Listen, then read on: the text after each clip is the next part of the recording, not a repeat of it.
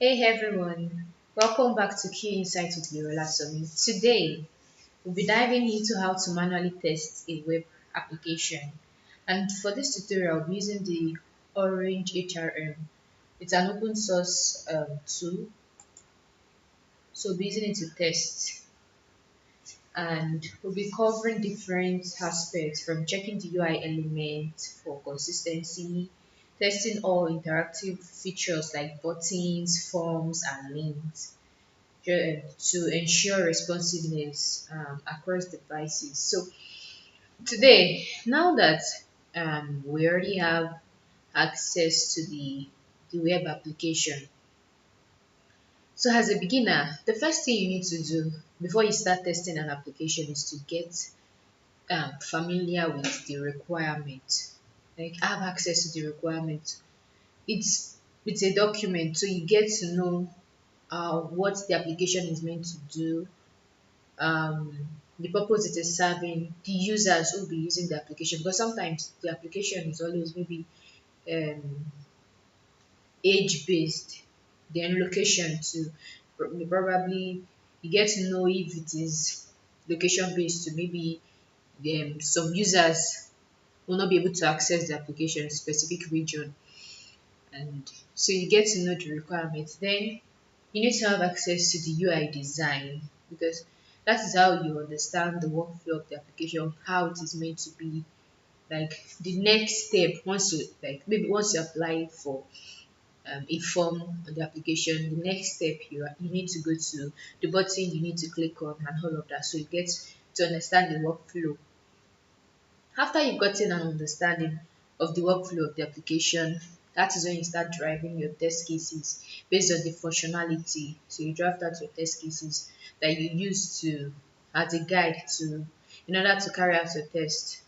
So now that this is an open source application and we already had um, we're already on the login page, then the first thing we need to do um, is to confirm that every link functionality on this page, button, field are working as expected. So now let's click on this LinkedIn link to check if we are redirected to the LinkedIn page.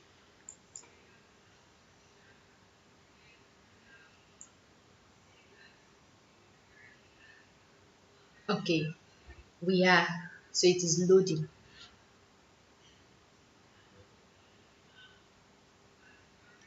While this is loading, let's go back to the page. Now we need to click on this Facebook link to check if we are redirected to the exact page.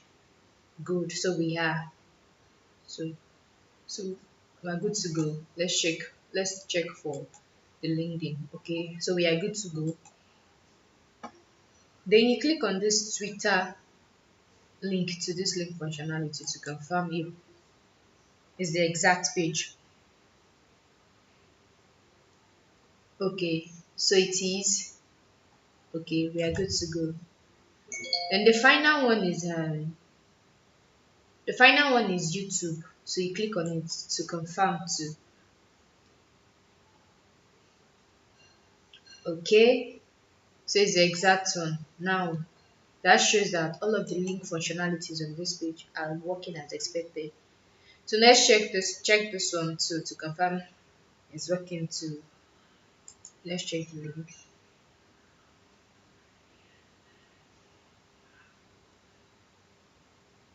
Alright, good. So we are good to go. So now also when you are testing an application,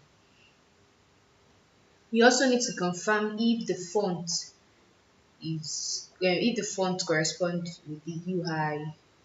You check if this field to this username field and the password field, you check it on your UI to confirm it's the same thing. Okay. So now that we already have this login details, the first thing we need to do is to check if let's try we need to create we'll check if this username does not accept data, we'll try to run an invalid, we'll enter invalid data into all of the fields available on this page, and we'll click the login button to see what we are going to get. So now let's click this button. There's no data in this username field and the password field, so let's click the button.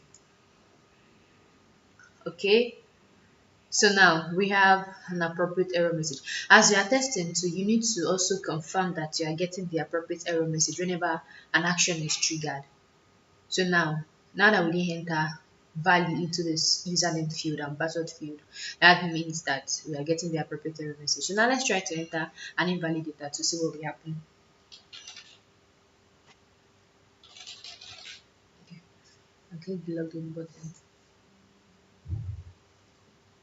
Good. We've gotten the appropriate error message. So that shows that it is working too. So let's move to the next thing. Since we already have the username as admin, we'll enter the valid data into the username field, and we're going to enter an invalid data into this field to see what we have.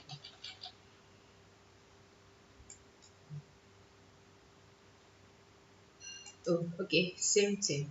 But if you notice, as soon as we entered our data into the field, if you notice something, the page refreshed, like it refreshes itself automatically whenever an action is triggered. If you notice, this password is still retained. So now we're going to try and enter another data into this field to check if the password field is retained. So when you're testing and you notice an error, you try to, you don't just accept that, okay, um if you've gotten probably an error message or a bug while you're testing, you don't just test it once. Like you try to redo it to confirm that it is working as expected. So now let me try to enter data into this field. And now we already have data here.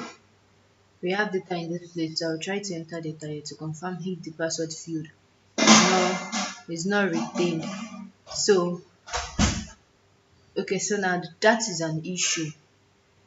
Whenever you enter, as soon as we click the login button, there should be no data in this field. So that means it's an issue.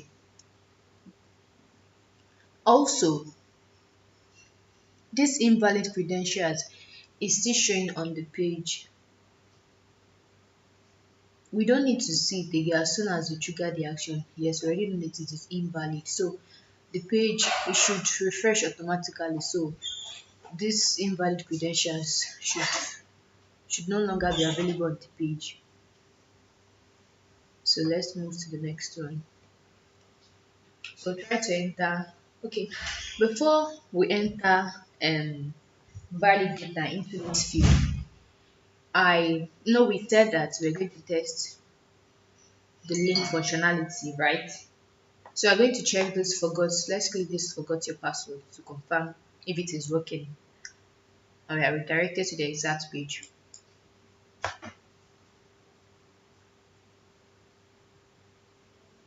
Okay, so we have, this is the reset password page.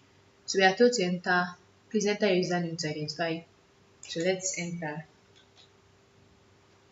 I'm going to enter an invalid data to see what we have.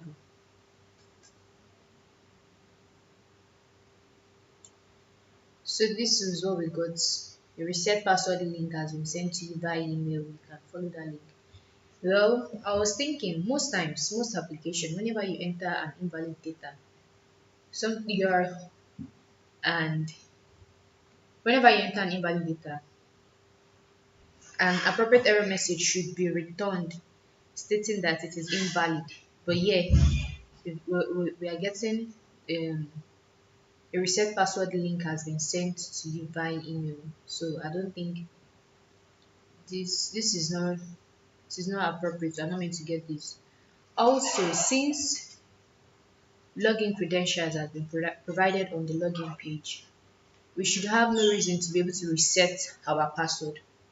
So there should be no reset password available on the page since the login credentials has been provided. Let's try to use okay, before we try to use admin. Okay, let's try to use admin to see what will happen. Admin. Okay, let's see what will happen. Because that's it. Okay, so I thought so. Well, um I don't think she'll be able to reset her password since we already have login details there. And okay, so let's proceed to the next thing. Let's proceed to the next thing. So we'll try to enter valid data into the field, into the username field. And 1, 2, 3. So let's log in. Okay, now that we've entered a valid data into the username field and password field, so we've redirected successfully to the dashboard. So now you also, while testing, you also need to confirm that once you log in, you are redirected to the exact page. You need to confirm that. I mean, if it does not happen, that is an issue. That is an issue. You need to report that. Report it as a bug. So when you are testing, when you are just getting started, you need to pay attention to details. Take your time to test, to carry out an end-to-end test on the application to ensure that any action you trigger does not have an effect on all other features, whether if the application does not crash or the application, to ensure that the application is working as expected and the application provides a seamless operation. So this is how you carry out um, a manual test on a web application. So in our next tutorial, we'll continue from where we stop. So this will bring us to the end of today's tutorial. I'll see you in my next video. Don't forget to subscribe, like, and share. Bye.